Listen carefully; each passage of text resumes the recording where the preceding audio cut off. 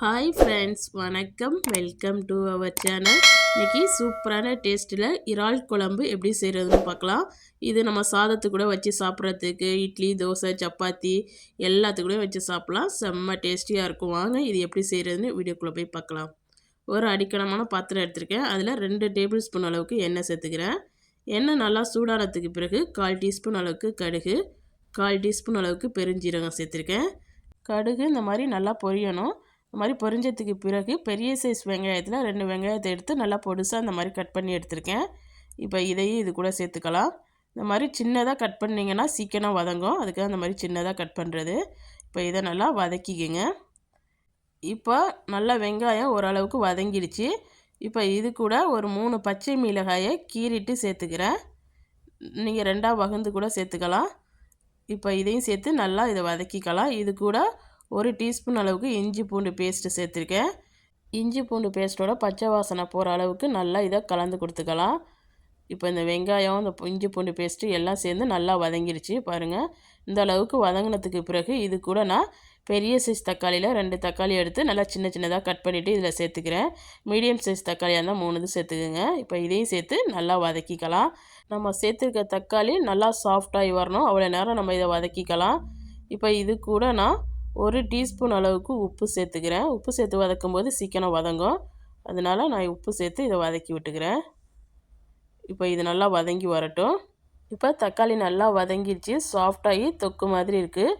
இப்போ இது கூட நான் 1/4 டீஸ்பூன் அளவுக்கு மஞ்சள் தூள் சேர்த்துக்கிறேன். அது கூடவே 2 டீஸ்பூன் அளவுக்கு மிளகாய் தூள் சேர்த்துருக்கேன். உங்கள் காரத்துக்கு ஏற்ப நீங்கள் கூட குறைச்சி சேர்த்துக்கலாம்.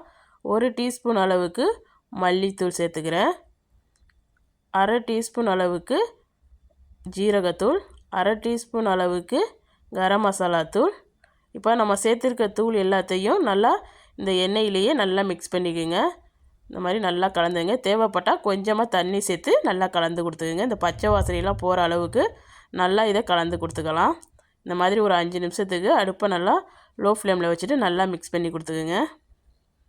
இந்த ஸ்டேஜில் உங்களுக்கு ஒரு வேளை காந்துற மாதிரி இருந்துச்சுன்னா ஒரு 2 டேபிள் ஸ்பூன் அளவுக்கு தண்ணி சேர்த்துட்டு நல்லா மிக்ஸ் பண்ணிடுங்க. இந்த பச்சை வாசனையெல்லாம் போகிற அளவுக்கு நான் ஒரு 2 டேபிள் ஸ்பூன் அளவுக்கு தண்ணி சேர்த்துட்டு இதை மறுபடியும் நல்லா கலந்து கொடுத்துக்கிறேன். இந்த மசாலாவெல்லாம் நம்ம இந்த மாதிரி வதக்கிட்டு செய்கிறதுனால அந்த குழம்புக்கு நல்ல ஒரு டேஸ்ட் கொடுக்கும். அதனால தான் இப்படி போட்டு வதக்கிட்டு செய்கிறது. இப்போ நல்லா வதக்கியாச்சு. இப்போ இது கூட நான் 1 டீஸ்பூன் அளவுக்கு உப்பு சேர்த்துக்கிறேன். ஏற்கனவே நம்ம உப்பு சேர்த்துருக்கோம், அதனால் உங்கள் டேஸ்ட்டுக்கு தகுந்த மாதிரி கூட குறைச்சி சேர்த்துக்குங்க. இப்போ அந்த உப்பையும் சேர்த்து நல்லா கலந்து கொடுத்துக்கலாம். இப்போ நம்மளுக்கு மசாலாலாம் பச்சை வாசனைலாம் போய் நல்லா ரெடி ஆகிடுச்சு. 5 நிமிஷத்துக்கு இந்த மாதிரி வதக்கி வச்சுக்கோங்க.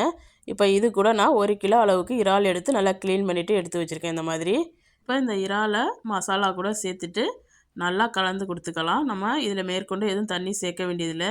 இந்த மாதிரி நீங்கள் கொஞ்சம் நேரம் மிக்ஸ் பண்ணிகிட்டே இருந்தீங்கன்னாவே இறால்லேருந்தே தண்ணி வர கிளம்பி அந்த தண்ணியிலேயே இந்த இறால் சூப்பராக வெந்து வந்துடும். ஒருவேளை உங்களுக்கு தண்ணி தேவைப்பட்டால் 1/4 கப் அளவுக்கு நல்லா சூடான தண்ணியாக ஊற்றி நல்லா கலந்துக்குங்க. பாருங்கள், நான் தண்ணி எதுவும் சேர்க்கலாம். நல்லா நம்மளுக்கு இறால் வேகிற அளவுக்கு நல்லா தண்ணி வந்துடுச்சு. இப்போ இது ஒரு 10 நிமிஷம் நல்லா மிக்ஸ் பண்ணிகிட்டே இருந்தீங்கன்னா இந்த மாதிரி தொக்கு மாதிரி ஆயிரும். உங்களுக்கு ஒரு வேளை தொக்கு மாதிரி தேவைன்னா இந்த ஸ்டேஜில் அடுப்பை ஆஃப் பண்ணிவிட்டு கொஞ்சமாக கொத்தமல்லி தழையை தூவி இறக்கிடலாம். நான் இன்றைக்கி இறால் குழம்பு தான் செய்கிறேன். அதனால் நான் ஒரு 1/2 மூடி தேங்காயை திருவிட்டு அதை மிக்சியில் போட்டு அடித்து தேங்காய் பால் எடுத்து வச்சுருக்கேன். 1 கப் அளவுக்கு தேங்காய் பால் நான் சேர்த்துக்கிறேன். இந்த தேங்காய் பால் ஊற்றி நம்ம இறால் கறி செய்யும்போது செம்ம டேஸ்டியாக இருக்கும். உங்களுக்கு ஒரு வேளை தேங்காய் பிடிக்காதுன்னா நீங்கள் ஸ்கிப் பண்ணிடுங்க. பிடிக்கும்னா நீங்கள் இந்த மாதிரி தேங்காய் பால் ஊற்றி செஞ்சு பாருங்கள், டேஸ்ட்டு சூப்பராக இருக்கும். இப்போ இதை நல்லா கலந்துடலாம். கலந்துட்டு இதில் மூடி போட்டு ஒரு 5 நிமிஷத்துக்கு லோ ஃப்ளேம்லேயே வச்சு வேக வச்சு எடுத்துக்கலாம். இப்போ 5 நிமிஷம் ஆயிடுச்சு. ஓப்பன் பண்ணி பார்க்கலாம்.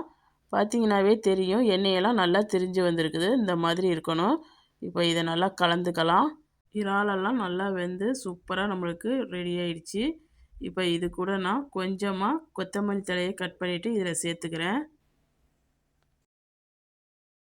அடுப்பு ஆஃப் பண்ணிவிட்டு இதை கலந்து கொடுத்துக்கலாம். அவ்வளோதான், நம்ம சுவையான இறால் கறி சூப்பராக ரெடி ஆகிடுச்சு. நீங்களும் உங்கள் வீட்டில் செஞ்சு பார்த்துட்டு எப்படி வந்துச்சுன்னு கமெண்டில் சொல்லுங்கள். இந்த வீடியோ பிடிச்சிருந்துச்சுன்னா இந்த வீடியோவுக்கு ஒரு லைக் கொடுங்க. மறக்காமல் என் சேனலை சப்ஸ்கிரைப் பண்ணி வச்சுக்கோங்க. இந்த வீடியோ பார்த்த அனைவருக்கும் நன்றி.